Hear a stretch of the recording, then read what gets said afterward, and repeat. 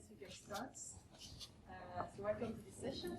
I'm really happy to see so many people joining this roundtable. So my name is Alison Lenaerts. I'm working for CartONG, and I will be the facilitator for this morning session. So the topic of this roundtable is the success stories of satellite imagery used to reveal and respond to the environmental crisis. So during this session, we will present some concrete example of recent work on the use of space technologies to identify and monitor territories in the framework of the environmental crisis.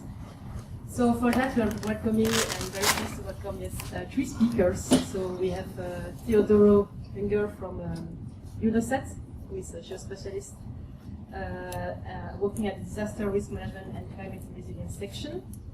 We have Anouk Souchet from ICRC, working as remote sensing and GIS associate, and Leslie Jessen, working for MSF at the Vienna unit as satellite imagery team leader. So Teodoro, Anouk, and Leslie will share concrete experience of when the use of satellite imagery has helped reveal and respond to environmental issues and the consequences of climate change. So Teodoro will first start and will give us an introduction to the UNOSAT, so United Nations Satellite Center, and their humanitarian rapid mapping service. He will then present two concrete examples of environmental impact monitoring using satellite imagery. So the first one will be on the Tonga with the eruption of the Hunga volcano, and then the second one will be on the major floods in Pakistan. Then we will have a presentation of Anouk, who will tackle the topic of climate change and places of detention with a case study in Cambodia. And then Leslie will present what MSF is doing and how they're using satellite imagery with two case studies, one in South Sudan and one in Pakistan. After that, we'll have 30 minutes for questions. So if you have any questions, just if you could keep it at the end for the end of the sessions, and we will take the time to answer all of them. Thank you, everyone, and so we will start with Teodoro.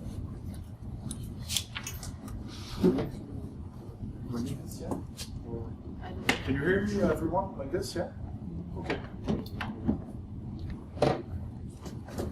So thank you for the nice introduction. I'm going to talk to you about the use of satellite imagery in humanitarian emergencies to respond to the environmental impact. So I work at UNOSAT, as you said, the United Nations Satellite Center. Well, she already explained all of this, but here's my 4 key points of the presentation. So what about UNOSAT? Our headquarters are located in Geneva. We have the main capacity is there. We have also an office in New York and regional liaison offices in Bangkok and Nairobi. We have some in-country experts in some Oceania, Asia, and other countries in Africa. Now, what is this UNOSAT humanitarian rapid mapping service? So it's operational since 2002, and it provides satellite imagery analysis, maps, report, and data statistics, and ready-to-use GIS data following sudden and set disasters, event after natural hazard, and conflict situations.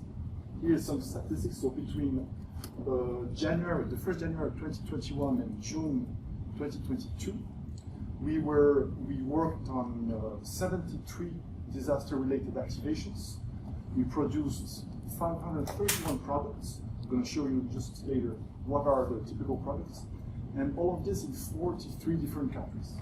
About three-quarter of our activations are in Africa and Asia, as you can see on the pie chart on the right. And about more or less three-quarter of our activations are weather, meteorological related disasters, such as tropical cyclones and floods. So here it's the numbers of what we produce. So we can produce some dashboard and live maps, so interactive maps to gather all of our data, some vector and images that we will share to the end user, some preliminary reports, more detailed reports, some statistical tables, and of course more statics maps. The latest one is the one the user in the field prefers. That's why we produce more of those, because they can have it on the field, they don't need internet connection to use it. So the humanitarian rapid mapping service is fully aligned with the humanitarian program cycle, and it will provide a well-established and predictable mechanism for all the humanitarian organizations that request our help. So, for example, after 24 hours after a natural hazard, we will produce some preliminary situational awareness to define the nature, the extent of the natural hazard, for example. After 72 hours, we can provide some rapid impact analysis to locate exactly where are the affected areas, maybe measure, calculate the population potentially exposed, and so on. And after 1 or 2 weeks, we can do a more impact and damage assessment on the building themselves. So this is it's more time consuming these things. And after this, we can do more in-depth sectoral assessment. Here's typically how our products are used. So, like I said, people use them on the field to check where are the affected areas, but they can also be part of some situation reports, some flash appeal, to check where is the main affected areas. For example, in the middle, you can see there was a cyclone in the Dominican Republic maybe 1 month ago. So thanks to this map, they could see which were the districts, the provinces most affected by the high wind speed zones. What are we trying to answer with this rapid mapping service? We try to answer where is the event located, how is the accessibility to certain zones for the people on the field, how many people might be affected by this natural hazard, and where are they, of course. Is there any critical facilities, schools, hospitals, and so on that might be affected? So we use multiple sensors around the globe. Some are free, everybody can use it, and some we need licenses or agreements to use them. And we will look a little bit through them to check what can be done with them. Now I'm going to talk mainly about the volcanic eruption in Tonga this year and the floods in Pakistan. About the Hunga Hapai volcanic eruption, I hope I said it correctly. So on the 15th of January, there was the volcanic eruption. Yes, everybody heard about it. And it triggered a huge tsunami in the Pacific. Then after this, the UNOSAT regional office for Asia and the Pacific contacted UNOSAT to provide satellite imagery. So our team of analysts, we gather relevant data, and then we trigger the International Space Charter to have more very high resolution satellite imagery over certain areas. So first, to produce something, we need to check the coverage of the event. So like I said, there was a volcanic eruption triggering a huge tsunami. Can you use the mic? Yes. Yes, sorry. Now it's okay now? So there was this volcanic eruption triggering a huge tsunami and affecting a lot of islands of the Tonga archipelago islands up to, for example, 100 kilometers. So here it's an example of 5 AOIs here at the top that we were covering. And on the right you can see a before. So this is the volcano before the volcanic eruption. It measured about 285 acres. And after, it's almost completely gone, for example. So first, one of the typical impacts volcanic eruption or a tsunami can have is washed out areas.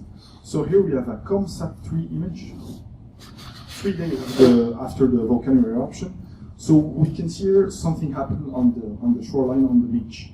And we can see also the color, it's brownish, it doesn't seem natural, let's say, it doesn't seem normal. But this shoreline is heavily affected, and to see exactly what happened, it's important to try to compare to before event image. So you can see the inset there. This image on the right was taken on November 2021, and as you can see, there was maybe 10, 20 structures, and they are completely washed out, completely destroyed. So this is the first factor we can see with satellite imagery. Here, then, we can see the impact on the structures themselves. Here are some typical products we produce at UNOSAT. We can see if the structures are destroyed, potentially damaged, no damage. We can see if the structures are ash covered or no. And unfortunately, sometimes, if it's optical satellite imagery, there's some clouds, we cannot see what is under it. So we have to wait another image to check it. We can see also, we can measure how the shoreline at the top there, how the shoreline has moved, has aggregated to the inland. So here it's about 40 meters, and so on. On the right, this is the first time we had some calls for aid from people asking about their families, actually, because they lose contact with their families in Tonga. So they asked us if we could see a specific location to check what happened to their families. So on the 4 images on the right, we saw there was no huge damage structure, only ash-covered structures. So we sent them this observation. We told them there's no heavily damaged structures, only ash-covered layer. Here's another typical product, so we can count the damaged buildings, some flooded buildings.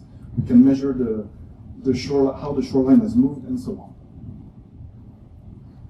And then another impact we can try to measure is the impact of the vegetation, because after this volcanic eruption, there's a thick ash layer that covers a whole bunch of islands in Tonga. So here on the left, pre-event image, on the right, after-event image, you can clearly see already, just visually, it's green before and it's more brown after, so we can clearly see something happen. So what we do, we will take multiple images before the event, multiple images after the event, and we will calculate a vegetation index. And we can see the decline of photosynthetic activity here. It's about 75% of decline of photosynthetic activity. Here we can do on another island, Nomuka Island, about 80 kilometers from the volcanic eruption. We took, so this is one image, just optical image, one after event image, but we can take several, we can do a composite of several images before and after, and we can do this NDVI, normalized difference vegetation index, to try to calculate the decline of photosynthetic activity. Now I'm going to just show a short video summarizing the Tonga activation.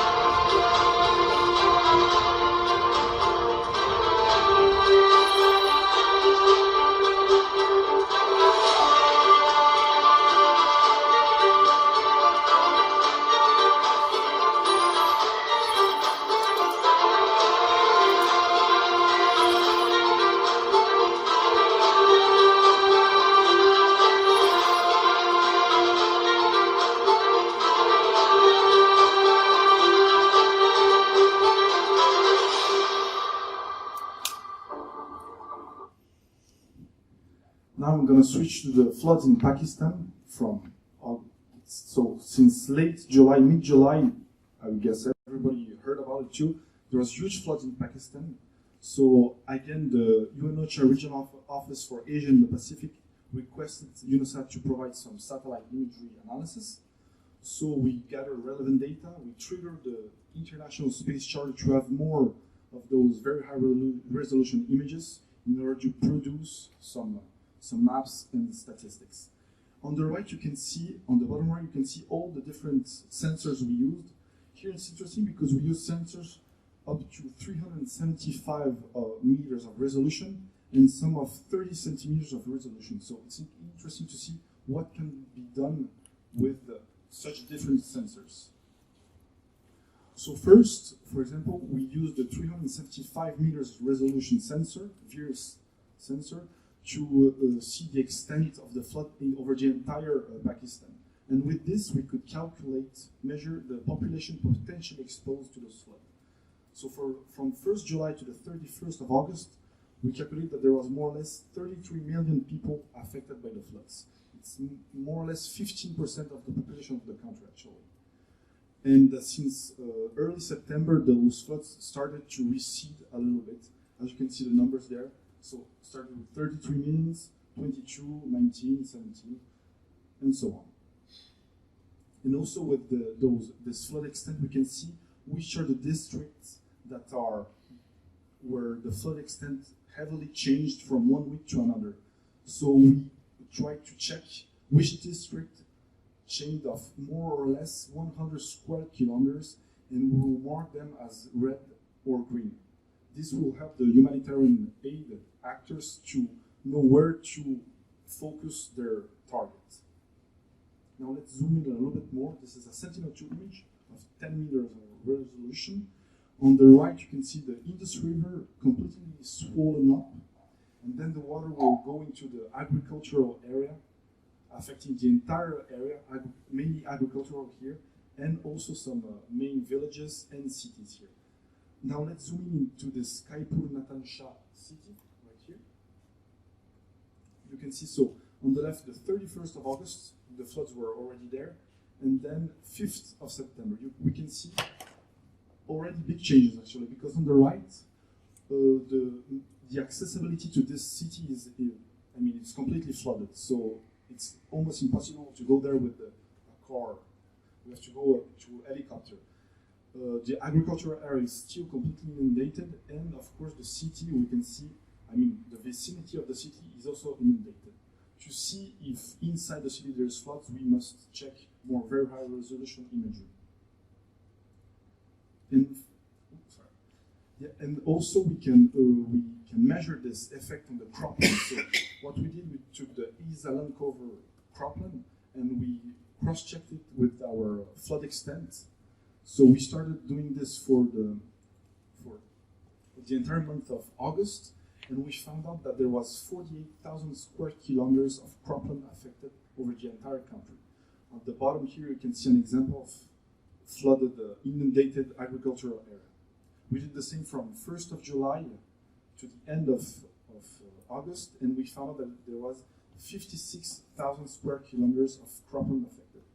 You can see another example at the top of inundated agricultural area with some inundated villages, structures, and flooded roads, of course.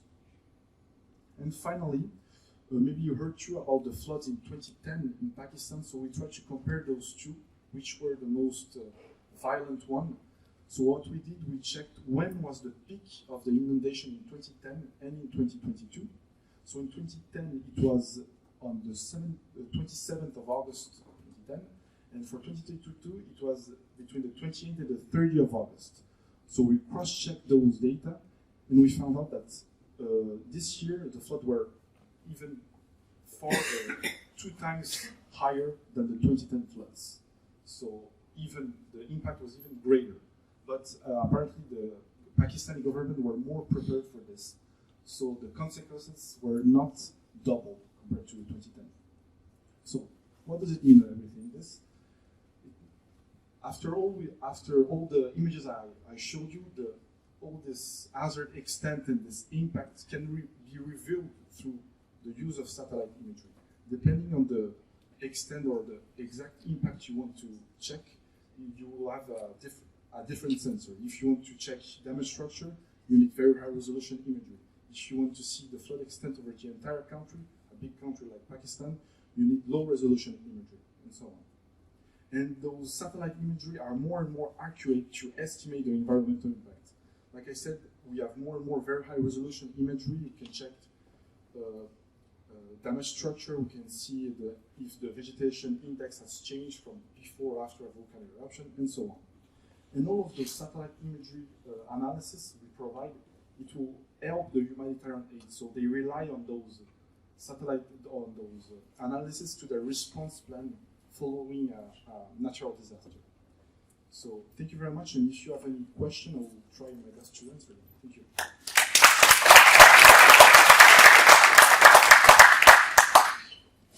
Thank you, Teodoro, for this great presentation on how satellite imagery can be really useful to assess the situation just after a natural disaster. So now we'll have the presentation of Anouk. Who will tell us a bit more about climate change and places of detention with the case study in Cambodia.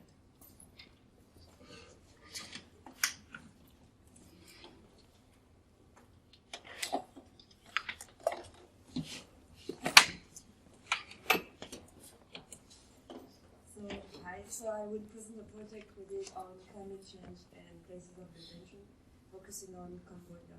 So basically the project came from fact of climate change in Asia, where in the most impacted countries by natural hazard risk, 8 were in Asia, and Cambodia was the 14th of them. So the idea was really to focus and going from a place where like the number of natural disasters are increasing a lot over the years, and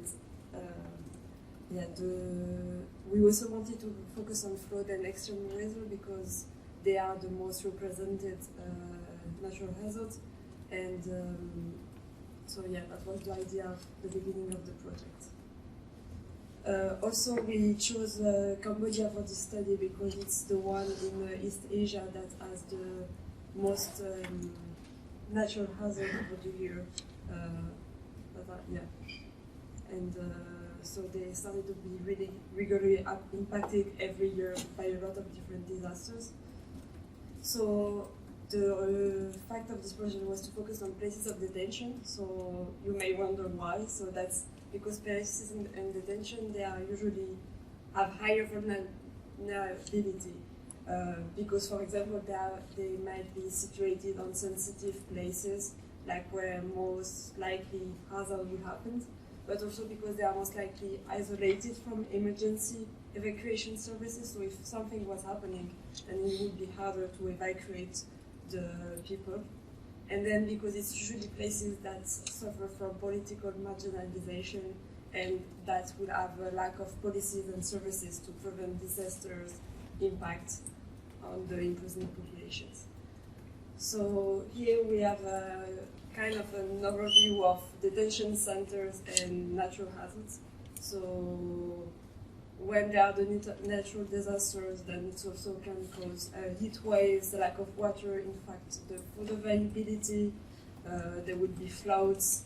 Also there are the extreme climate events and can have salty water intrusion.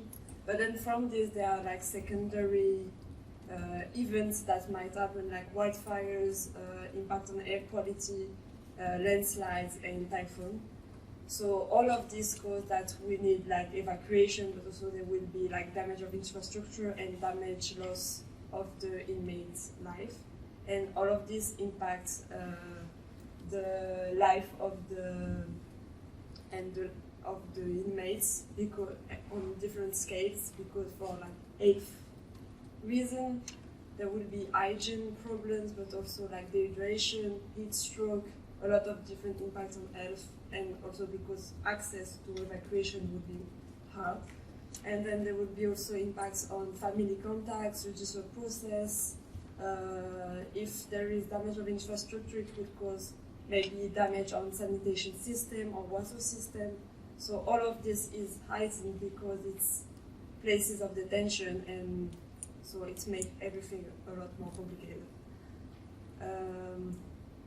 This is an example of a massive flood event, so you can see on the pictures, and we can see that everything is impacted because the infrastructure are damaged, but also there is a risk of losing administrative documents or like files, but also food that might be damaged and not usable anymore, medicine, and also risk of water pollution or proliferation of vectors. So for this project, we focused on natural hazards in general and not only floods, using various data sources, for example, rainfall data, but also landslide susceptibility, land surface temperature from modest satellites, and DEM at a 90 meters resolution. Globally, the methodology was to do one climate risk analysis, so for each risk, which was drought, flood, and landslide, to use all the layers we had and do a factor analysis, weighted factors analysis, and then to create a hazard map with 1 being the lowest risk and 5 being the highest risk of this hazard. And then overlapping it with the places of detention to get the detention at risk. And then the same logic was applied, but to get a multi-climate risk analysis with the objective to get the detention that was at risk from multiple hazards. This is a focus on the flooding analysis we did. So we used the rainfall data, but also we extracted for DM the elevation, the slope, and drainage network, and then got data for recurring flows.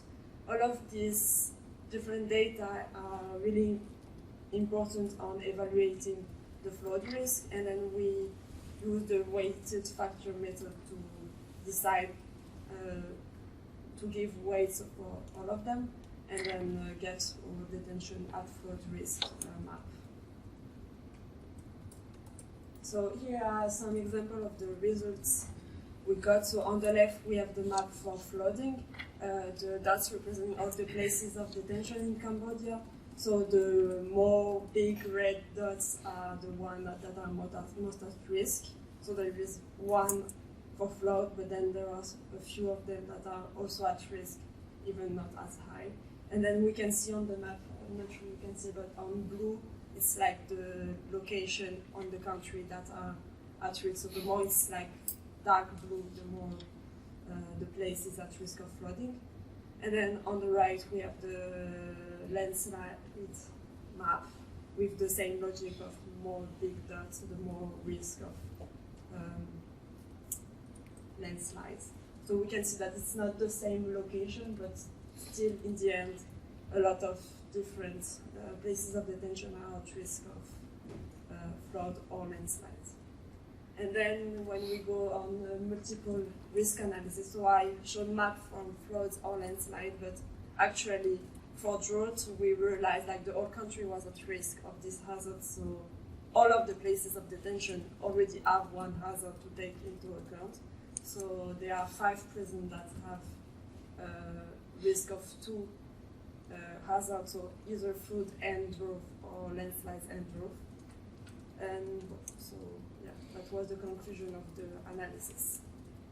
And so then when we did have the mapping of this study, there was an idea of sharing the information we had. So at a prison director seminar that happened last month, so to share and promote the information. And the idea is like kind of this next step of the project is to measuring the climate risk, because we measured like the hazard, but then vulnerability and coping capacity are really interesting and important.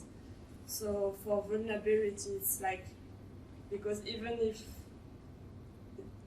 it's also to see how well the prison is prepared for it, and if they have proper maintenance, if the place of detention is overcrowded, then they would be more vulnerable if a flood was to happen. and also if the essential infrastructure are protected, if the detainees' personal belongings are like in higher places and not on the ground, then if a flood was to happen, then they wouldn't be damaged and all of this. So it was kind of thinking which step would have to be made to reduce the vulnerability of the detention places. And then for coping capacities, how, if the flood or landslide was to happen, how good the place of detention is able to cope with it. So is there a contingency plan that is made with additional stock to survive in that moment, or is there an evacuation plan? Is there the possibility of organizing a flood barrier? And also, like, are the detainees informed about what would need to happen if a flood was happening in the place of detention? Are the families informed?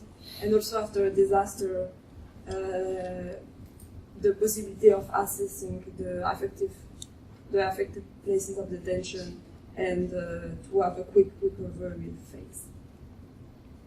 So now I'm just going to focus on one of the places of detention, which is on the Bente Major region. And so the study we had for now, it was more about the risk and so the susceptibility of hazards happening. And we just use satellite imagery, Sentinel-1 SAR data to extract the flood that happened between August and October of 2022. It was more to just like show what's the extent of the flood, because we knew the flood happened, but it was more like an illustration. So I used a VH band of Sentinel-1 radar data and did a classification on it. And then we can see on the map, like the darker blue are the flood at the beginning of the flood in 11th of August, and then the medium blue is 19th of August, and the lighter blue is so end of August, which is more or less the peak of the flood, but then it's starting decreasing and increasing again in October.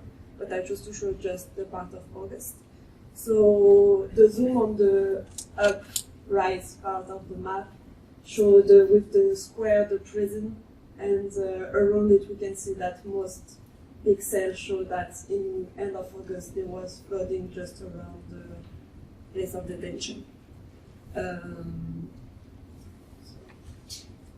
And in conclusion, I'm coming back to this nice schema. And so the study was mostly on the hazards and their possibilities. And now the rest of the project is to focus on what can be done to help places of detention to cope better and reduce their vulnerability to natural hazards.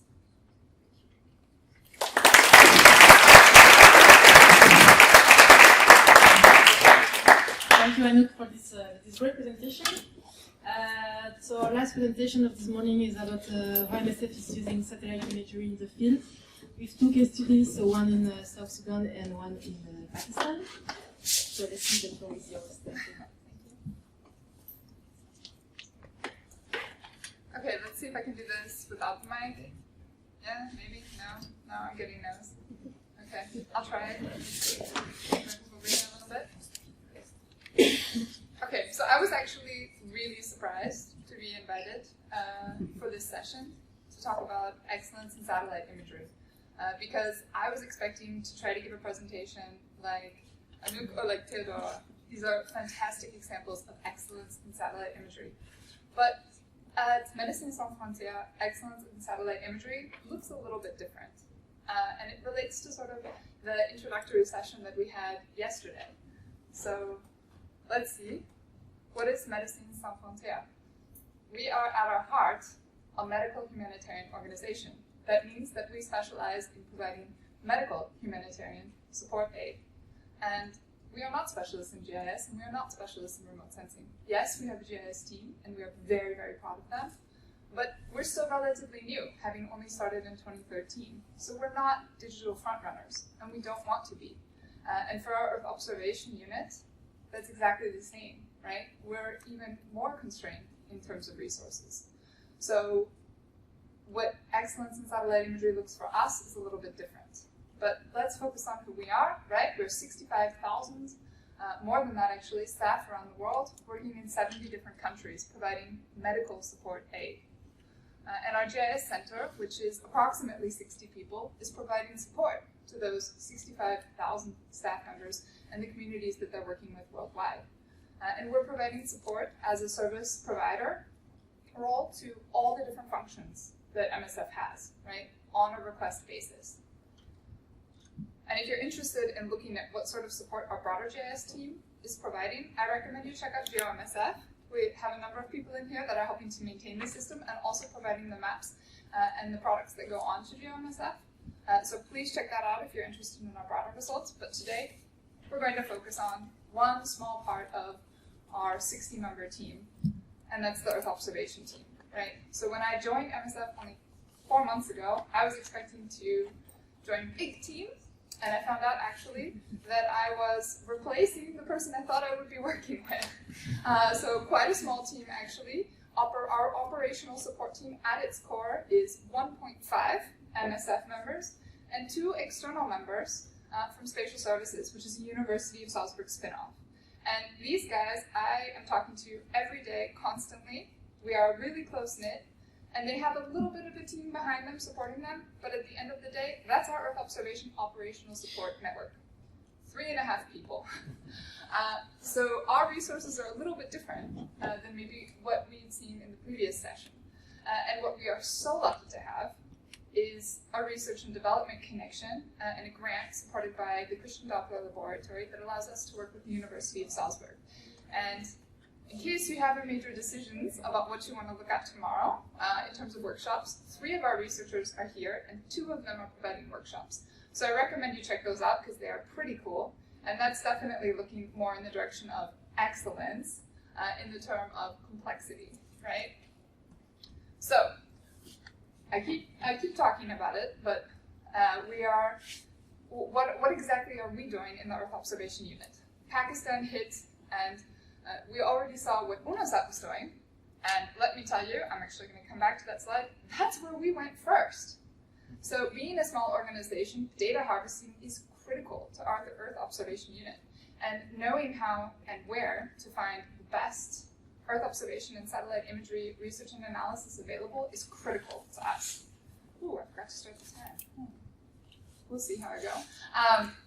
And so taking advantage of everything that UNOSAT and Copernicus and a number of other organizations, HGX, have to offer is where we start to get our regional assessment overview. And these products are fantastic, and they're what we rely on every day. That data is what we need to get started. And why do we need it? Well, we need it because despite only offering health aid, we are active in 4 provinces already in Pakistan, and we are doing a lot, right? And we are looking and joining another one. So 8,400 non-food item kits distributed. Again, medical kits, right? Over 8 million liters of clean drinking water. All of that takes a lot of analysis and a lot of coordination. So after we've done our regional assessment, and we've taken advantage of everything that's possible to harvest, then what are we doing? We're taking very high resolution imagery, and we are taking Sentinel-1 SAR data, and we are trying to create flood masks, right? It's a very simple product. All you have is a flood extent on top of your very high resolution imagery, but there's a lot that goes into that because unlike the products that we're normally harvesting that are very small scale, these are supposed to be very large scale, and they need to be QC'd to a great extent. So even though we can take advantage of a lot of the flood extent algorithms out there for Google Earth Engine, this requires a lot of careful QC, and QC takes time. And so our resources, remember, 3.5 people, are having to QC all of these areas. So we need to decide, what are we providing today, what are we providing tomorrow, and what do we have to not decide to provide?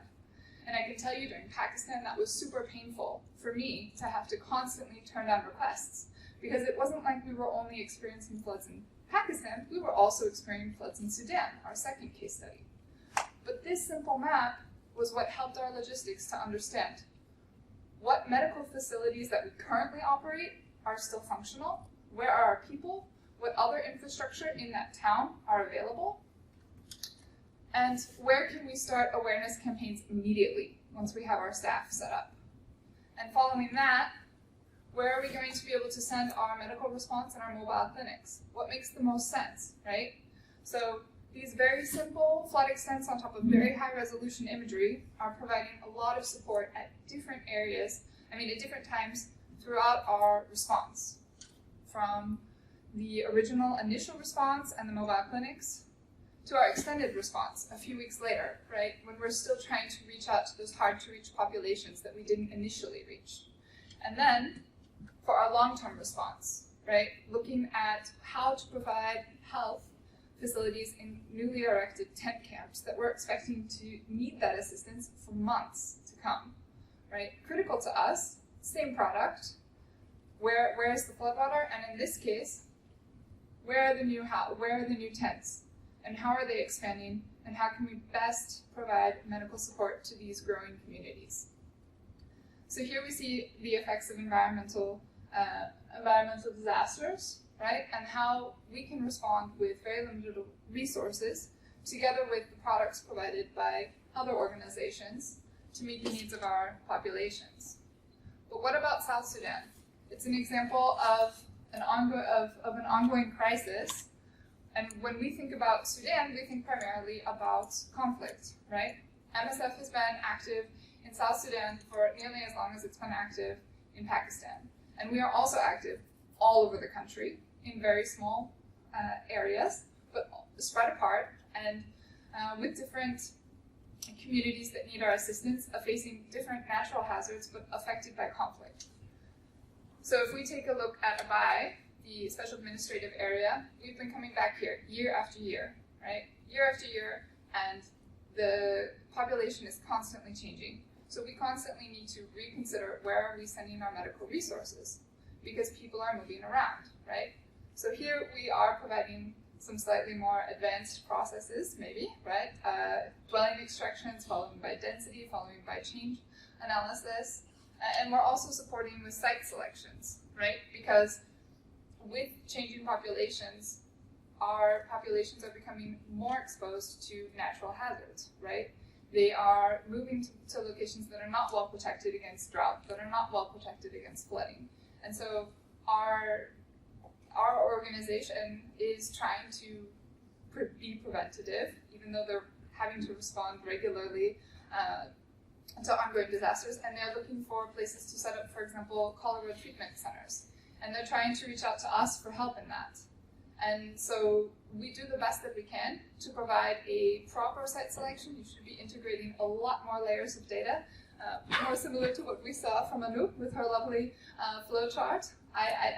But if you're trying to respond quickly, just a false color composite can get you a lot, right? If you're trying to figure out where buildings are, if you're trying to distinguish between tukos and you're trying to distinguish between trees, and you're trying to look at existing flood extents from previous years.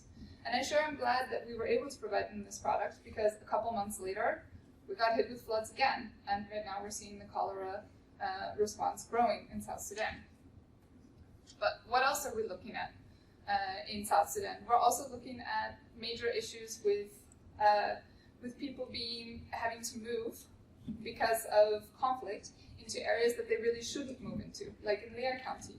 Here we see people running into the swamps, where they're more affected by all of the rest of the natural hazards that we discussed. And so we have to respond to that. How can we provide healthcare to them in swamplands? And my last example, before I move on to what I think is the most important, which is the way forward, is GeOnG in South Sudan. It's so painful to have so few resources, and yet we can still be so effective, right? A map is worth, an image is worth 1,000,000 words or 1,000 words. I can't remember the exact phrase right now, but in this case it really is. Sentinel-1 data is fantastic, but if your flood hits when Sentinel-1 data is not available, you can't really use it, right? You have to wait for the next time it's coming, or you have to learn how to task. Or you have to hope that some other organization task for you, right? Or they're going to make that data available to you. But that's not always possible. And in GeOnG, we're seeing every couple, for a while there, during the height of the Pakistan disaster, we were seeing them getting hit with floods every couple of days. And you can see the levees that broke in this lovely image, right? But the team on the field just wanted to have an understanding of what's available, and we didn't have time to do flood extractions for them every couple days. So what did we do? We found a satellite company that was willing to task this imagery for us, which was very difficult because you're expecting a lot of cloud cover, so you have to be willing to task it in the first place. And they did that, and we provided a false color composite to the team on the field, and they were happy with that. And that was the best that we could do in that situation, and it was excellent because we were able to give them what they needed, even if it wasn't everything that I wanted to be able to give them, right? And so how do we deal with this sort of resource situation? Of course, you could say, add more resources, right? Throw resources at the problem, get all those servers. And for sure, I would love to get more resources, but again, we're MSF. We are a medical humanitarian aid support. And does it make sense for us to have the same sort of resources that an organization like UNOSAT has? We should be taking advantage of all of the research that they're putting out, all the data that they're putting out. We should be taking advantage of other organizations who are experts in the field. And so for me, I think the most important way to move forward in developing our Earth observation unit at MSF is to build awareness, not only within MSF for what's possible, but also in our own team. Because every day there are new data sets available, there are new apps available, there are new opportunities out there that we can take advantage of. And I think that we need to do that. And data harvesting, data harvesting, data harvesting, because that's what we need to do. Of course, I want more remote sensing specialists in my team, but honestly, I think that we need to be making models to be pulling this data, because unfortunately in the humanitarian setting, although there's loads of data available, a lot of it is hard to get, right? It's not available on dynamic services, it's available on a web page to be downloaded as a zip file. And I would rather have it as a service in my ArcGIS Pro project, even though I'm not the person in the field using it, but I'm tailoring it for their specific needs, right? And until that day comes, well, I better write a script that pulls that data for me and has it available at the click of a button so that my small team can be responsive as fast as possible. And then what we need to learn to do is similar to what UNOSAT is doing, and also the ICRC, is we need to offer more waved approach.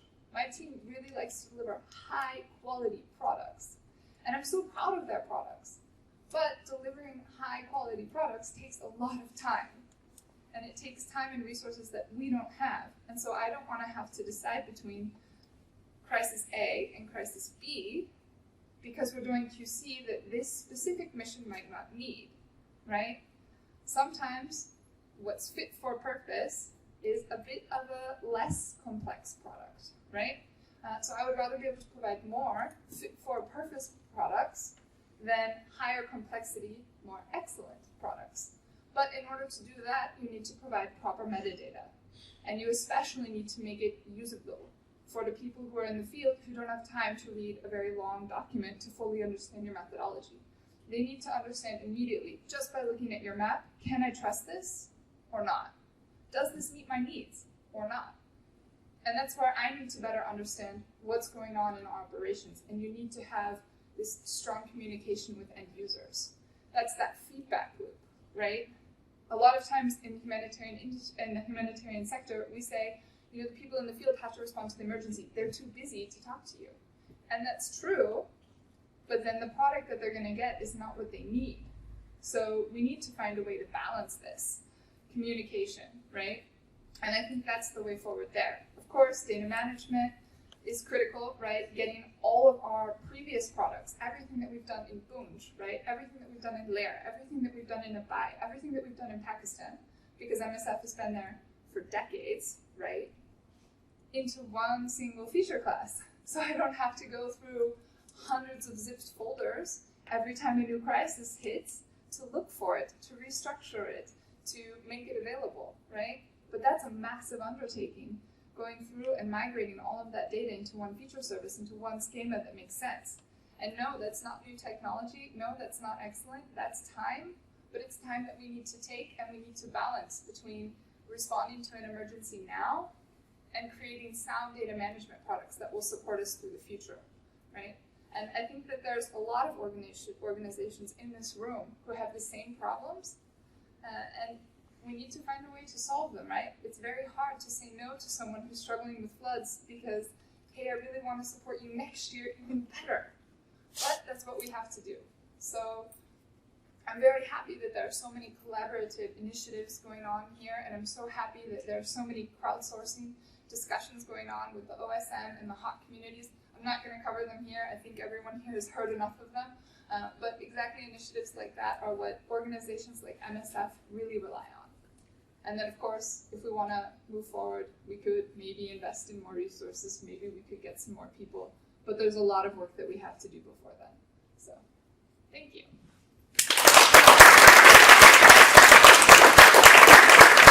Thank you, Leslie.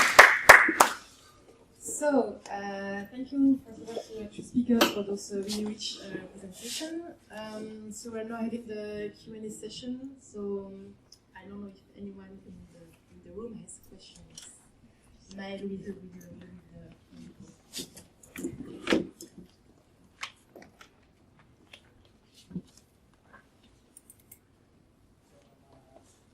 presentations took me back to my days where I was working for an organization set up called Sentinel Asia, which was led by Jackson, the Japanese Spatial Agencies, and along with that, different other Asian country agencies. They set up organizations at university level, where I was leading one team in my university. Well, like the major problem we faced is wherever the disaster hit, the turnaround time to get a product out for the field people to act upon. It really was a big challenge. So I would like to know what was the turnaround time which the products which we saw here really took up. And I have another question. Like I've seen various teams working around that, dedicated teams, but again, turnaround time is a bigger factor. So, is there any opportunity for volunteers like me who are willing to contribute remotely to the costs and build products? I believe the question was for me, right? Yeah, both of you. Okay, maybe for the timely response, when we have the satellite imagery, maybe there is no satellite imagery sometimes. No? Yeah. So we are unlucky. We have to wait. Or there is a satellite imagery, but there is clouds, so we cannot do anything.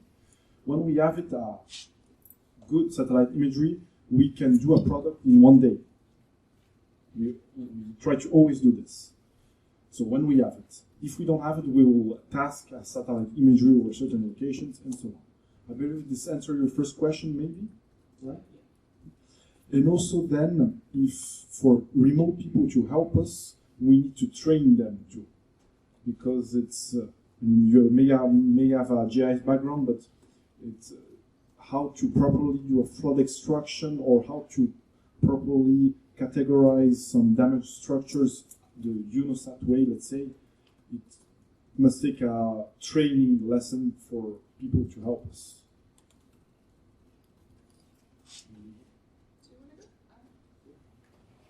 So, yeah, just in this project, it wasn't something that we did like for a crisis. It was a long-term project with the objective of then improve for after. So it was a project over a few months. But then on some cases, yeah, we also do something in the day when we really need it and when we have the images. Perfect. So I think the answers before me were fantastic, and that's absolutely true. If all the data is available and you're doing a first analysis for a relatively small area, you can definitely do that in 1 day. Typically, the data is not available, And typically the resources are also not available, right? So in our situation, we have to decide how many other ongoing projects do we have. So for the Pakistan responses, right, we were using the UNOSAT data first, always making that available to every user, every request that came in. And then we were taking a few days and prioritizing and trying to deliver those closing, very high resolution QC areas, right? So we would usually take, I'm going to say 2 to 3 days for each one of those products as they were coming out. In terms of volunteering, I cannot stress enough what the possibilities with HOT and MapSwipe are. Please download the app. If you don't already have it, get it on your phone. This is so useful to us. And also, I've heard of a new organization, Map Action. I think there's a lot of opportunities there as well. But these are data sets that we are using, right? Missing Maps is a fantastic organization. And getting buildings and getting additional information on a map so that local communities can then enrich those further, that's what we need. Flood extents are useless if you don't know what buildings are there in the first place. And if you don't have satellite imagery, which is often the case, you still want to have that flood extent on top of your OpenStreetMaps data. So please, please, please volunteer. You know, if you're tired, if you're sitting in front of the TV, right, you can't think of anything else, well, guess what? You can definitely draw a rectangle on satellite imagery. And I can tell you, it can be stress-reducing. I do it myself, yeah? Please, please, please, volunteer your time. We love it. Any other questions? I had a question for Anu. Sorry. Just a question about the prison analysis. I was wondering at what point do you see there's kind of like a tipping of efforts to do like site selection for relocating a prison if it becomes just untenable to stay in these high-risk zones, or is it more about, like, are there more complications that keep just repairing and like trying to predict risk but never moving? Yeah, so for now the analysis was made like more large scale because I focused on Cambodia, but the study was actually made on 4 countries, so Sri Lanka, Bangladesh, Philippines, and Cambodia. And now the part of the analysis will be focusing more on some places of detention, and it will maybe will be something that will come after, but it's not the case for now. Yeah, sorry. I was going to ask. You answered it now. Now that you've done that exercise with Cambodia, will you be doing the same exercise for other countries who are at risk of floods? So for now, it's really focusing on these 4 countries, right. And the next part of the project is actually more to focus with more, because for example, the DM we used was 90 meters, so it gets like more accurate and more precise data to have like, yeah, and have more details on places of detention that are at risk, and yeah, more than getting to 4 countries. Yeah, thank you. Okay, thanks for the presentation. I was wondering how much automation do you have in your image processing? How many what? How much automation? Is it all manual, or do you like? Depends on the image. For example, for Sentinel-1 images, we have an artificial intelligence that is trained over certain areas of the world. For example, Thailand, Vietnam. It is trained, so the artificial intelligence will automatically download this image, do a flood extraction, and it will feed a dashboard. The dashboard will show the population potentially explode, the flood extent by district, province. So this can be done in a day. It can do 10 images, the artificial intelligence, for some countries. But if you do the same in Brazil, it will not work because the AI is not trained in this area, because this area is different than the other. If we do it in South Sudan, it will not work either. So this is one type of automated analysis we have. But also we have some small tools we try to create at UNOSAT.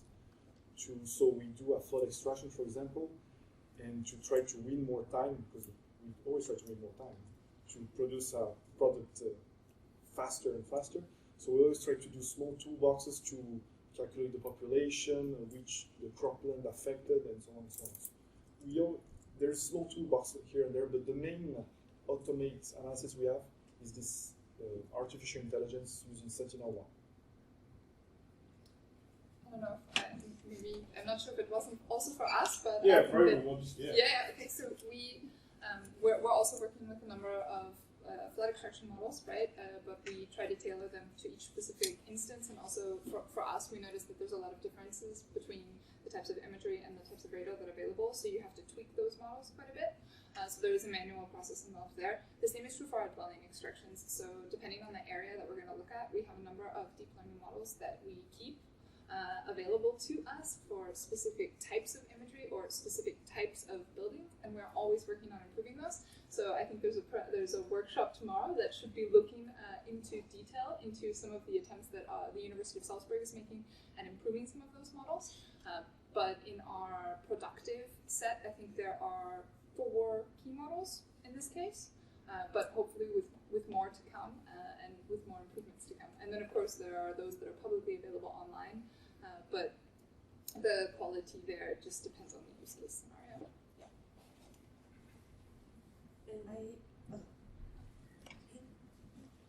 And we don't have much automation. Only things we do is also use deep learning model mainly for building footprint extraction on some cities. Next question.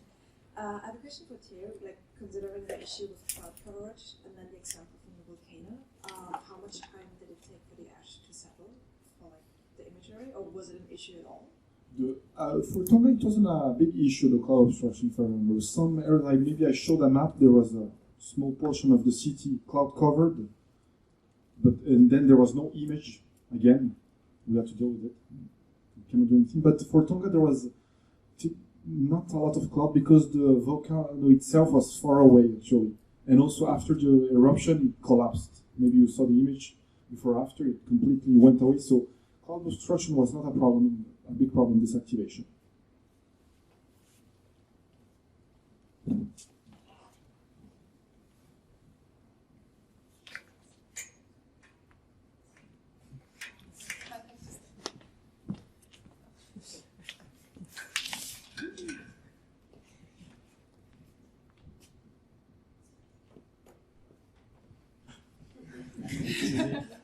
You were talking about classification.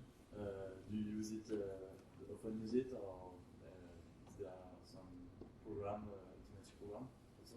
Which type of classification? For the land covering Land cover classification. land use, yeah.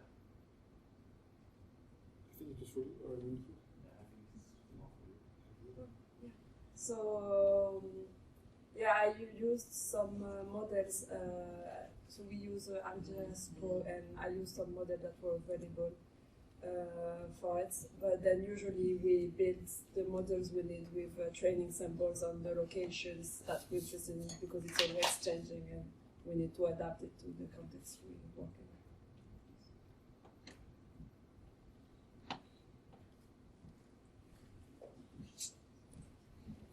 Hello, thanks for the presentations. You seem to probably all use Sentinel-1 quite a bit for your flood masks. If I'm not mistaken, one of the 2 Sentinel-1 satellites stopped functioning earlier this year. I don't know if it's back, probably it's gone forever, yeah. I think I don't know when it's going to be back. I don't know. Probably never. Probably never, yeah. I was going to ask if that's a problem, and if you have some alternative sources to replace the lack of Sentinel-1 image. Yeah, so I don't know when it's going to be back. I don't think it's going to be back. But now it's a problem because now we have, for the image, the same image come back, I think it's 12 days. Before it was 7 days, so it's a big problem. But we always try to find other solutions. We can do flood extraction using optical images. Or if we trigger the space charter, we'll have several more images. For example, now we are activated over Chad, and we received a lot of images every day, optical or radar images from Korean agencies, US agencies, so we can take those and analyze those if there is no Sentinel-1 image. But we have to trigger this charter to have more images. But it is quite a problem now. This one of those 2 satellites that went away. It's quite a big problem for us. It's a massive problem for us as well, especially in some of the areas that we are like. It's a huge problem, and so we are actually working with our partners at University of Salzburg to look at the options that we would have for potentially setting up partnerships with other radar providers for the future, because we know usually where our key areas are, And if there's possibility to, if we know in advance that Sentinel-1 is not going to be there, we want to look at the options of potentially tasking. But this is a very costly measure, so even with an NGO rebate, we have to really think about how we can use that in the future. Can I just follow up with a question there as well, please? What would be the main alternative that you've used for radar imagery as an alternative to Sentinel-1? And are there any free imagery, or is it only from commercial providers? In terms of radar only? Oh, in terms of radar, yeah. on top of my head, there's no more free radar. Japanese. Is it free? Free, not free. I don't think so. But if we don't have the Sentinel image, we will use the optical one and do a flood extraction with it. We will take whatever image is available, and we will try to do a flood mask with it, or another analysis if it's another event. What about tasking next year? Are there new satellites coming? Okay. I think there's new satellites coming, but it's a huge hole for us right now. So.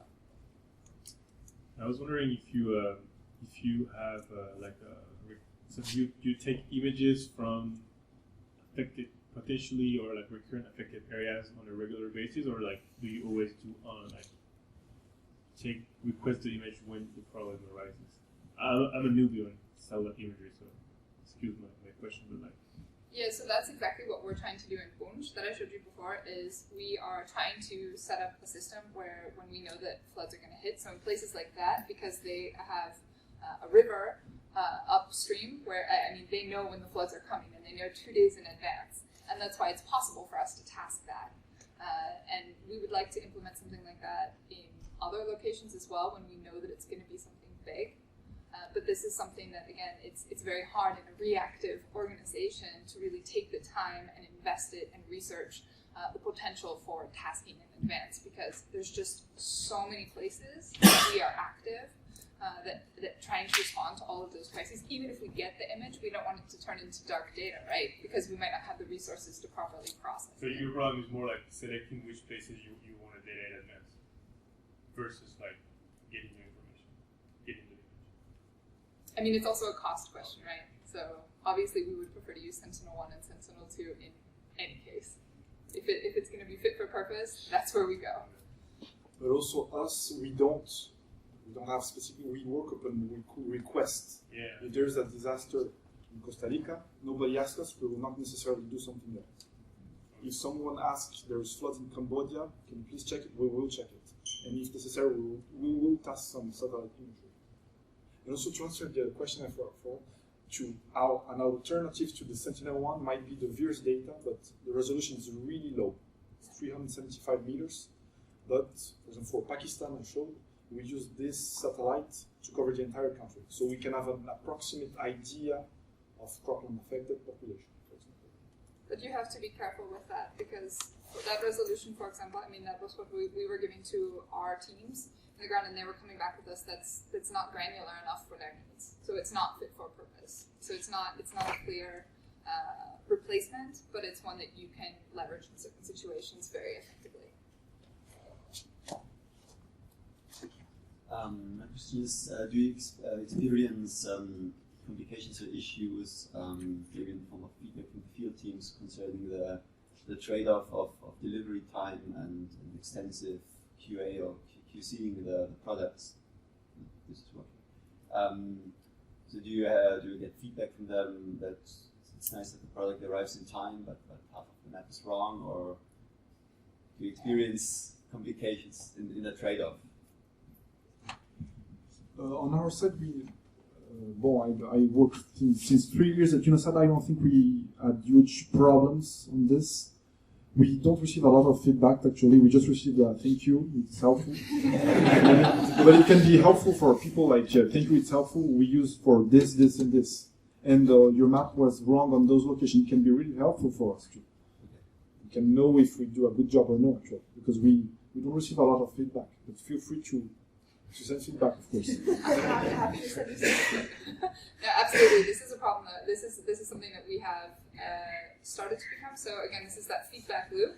But I'm trying to get in closer contact with our end users, and we're explaining to them the trade-off. They're right. Yeah, I need this by Wednesday. I'm like, there's no way that we can get you a QC product by Wednesday, but I need it by Wednesday. And Earth Observer is not good enough for me, right? Or the UNOSAT data is not good enough for me in this case. So we're like, okay, we'll give you a product on Wednesday, and what do we get as feedback? But half of it was wrong, and exactly in this case, half of it was wrong, right? Because they only had time to QC half of the map by Wednesday, and then the other half was not, the algorithm wasn't working properly. And so it's like, okay, well, then we've got to take it, we've got to redo it Friday. So give us time until Friday next time, right? But unfortunately, if you need it by Wednesday, you need it by Wednesday, and you're going to have to take that trade-off. Yeah, and on my side, the kind of feedback is the same as they were saying, like, yeah, thank you for, but usually I more like share images, just not always analysis, but someone that's in images on some location, I would just share the image, so it's also a bit different. I think that's a really important point, though, and that's something that I'm trying to do more often, is like getting our users on the ground more comfortable looking at indexes and looking at false color composites, because the power of visual interpretation for operations is great. And if you give them just the image together with your analysis product on two separate maps, I think that's even more powerful. But then you get into the sticky situation of, do the end users actually understand what they're looking at? And that's sort of a conversation that in an emergency context you're not ready to have, but after the emergency or before the emergency, it's something that you can discuss, and it's something that we're starting to see change with our ops teams.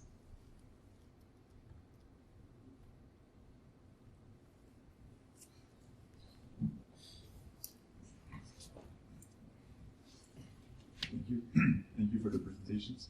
I will have two questions. The first one, do you provide, specifically for UNOSAT, do you provide any kind of RSS feed with the geospatial data and vector kind of RSS feed, or with geospatial data or vector data, so that we can superimpose it to, for instance, other layers, other indicators that we have developed within our own organizations, for instance, after a disaster happens? And the second question would be, just from a technical and main point of view, how do you deal with clouds, like with the satellite imagery? Is there any way to remove the clouds with using other wavelengths or any other processes? Yes. So for the geo RSS feed, we can provide, but we don't always provide, because also we give our maps to people on the field, and sometimes people on the field, they don't have a lot of internet connectivity, so they prefer the PDF map. But we can provide this geo RSS, depending on what the user needs. If they ask us, we can do it. Of course, we can always do it. Second question was about clouds.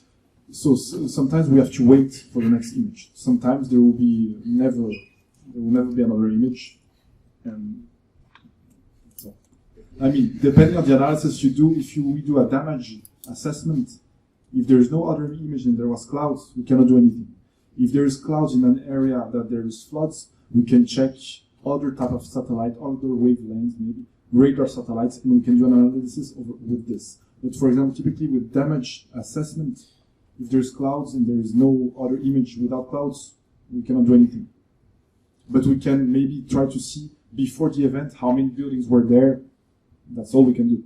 We cannot interpret something we don't see.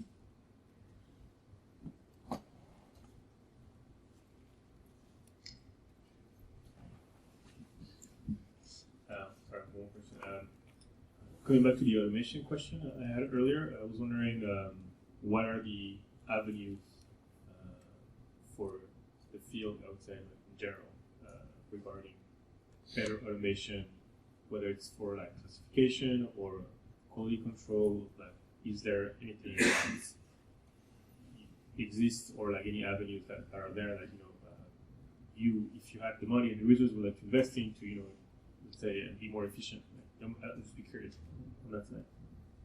So I can answer right away. This is not the fancy classification, right? Because we're relying on our university partners to do that. But specifically in my team, I have FME open all the time, and I know it's proprietary and you can do it different ways, and I love Python, don't get me wrong, but I have it open every day, and I'm trying to add these GeoRSS feeds to it, and I'm trying to come up with a harmonization scheme for all the hundreds of databases available all over the place. But we need to work together as a community because, for example, Copernicus, right? They'll issue the GeoRSS feeds, but it's going to be per activation when you're looking at that product. And I want one that I can filter on. I want one from UNOSAT that I can filter on for all of their emergency products, right? That's what I'm looking at. That's what I'm trying to do. I'm trying to grab all of that data as much as possible in an automated environment and then fit it in a schema that's going to be understandable for our team. Because for me, that's the future, right? HDX. Work on that. Any other question? I have one question for you. Do you consider that satellites can be considered as a green technology? I was waiting for this question because I was really expecting the audience to talk about it. I mean, the past few days we've been talking about this so much in depth, and satellite imagery is so heavy, and we have so many satellites in space, and there are so many negatives for climate that I mean, the list is endless. I think the advantages are also endless for what satellites can do for us, but it's something that we really need to consider together. How many satellites do we want up in space, and how much dark data is coming out of these satellites? And this is something that's really scary for me because I'm working in areas that are not often collected, right? And so I don't have the data I want, but there's so much data for areas I don't need, right? And how can we work together somehow? How can we work with the providers to get more of the data that we critically need, right? I think that's a discussion I would like to have when it comes to satellite excellence. But I don't know what your opinions are. So is it a green energy, you said, a green technology? I think, I don't know every statistics related to this, but I think it brings a lot to the people. So I think it's a good technology. It can help everyone in the worldwide. So for me, I'm completely positive about it. It's a good. Surprisingly, I work. Yeah, true. Surprisingly, but I mean, I worked at UNOSAT since 3 years, and I see the effect it can have on several countries. So it's really, really, really useful. That's my opinion. I think I would agree with Leslie on the impact that can have, but then also how useful it can be. But it's true that it's frustrating when you see on some locations so many images are available, but on the location you really need, like there haven't been images since like 3 years. So yeah. I think I also want to go back to that question, and I want to talk about what our internal practices are, because I'm looking at. So yes, I want to invest in servers for our department because I want to not have multiple copies of the same satellite image sitting all over our organization. We pay so much money for the imagery, and everybody is terrified to hit delete on something. But how many copies of the same image do I need, just at different stages in the processing? I mean, the original, yes, always. Yes, I have to keep that. But today, there are so many opportunities for how you can work with these images that you don't need to have 3 or 4 different versions. And I come in and I'm looking at these old levels, and it's pre-process 1, pre-process 2, pre-process 3, and I'm like, do I need those? No. Let's invest in new technology that allows us to keep one version of my satellite image and one version of the output product and still be able to use it. And I think that's something that a lot of our organizations need to look at and need to rethink about. But that's something that we can do on a small scale, right? Very small scale to look at the weight of all of our satellite imagery. But if we all do it, that's up, right?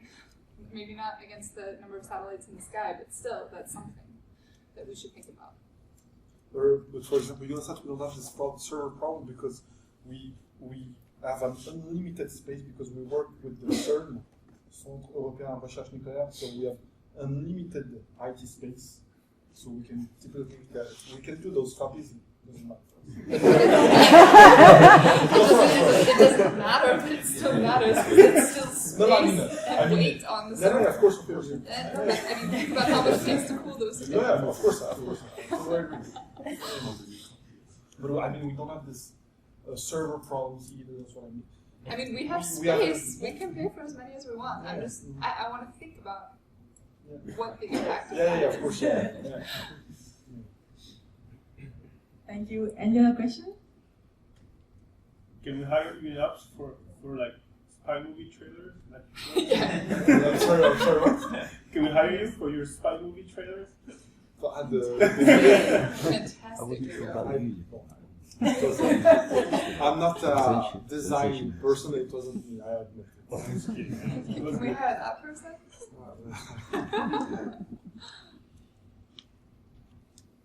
Another question? Thank you. Anything you would like to add?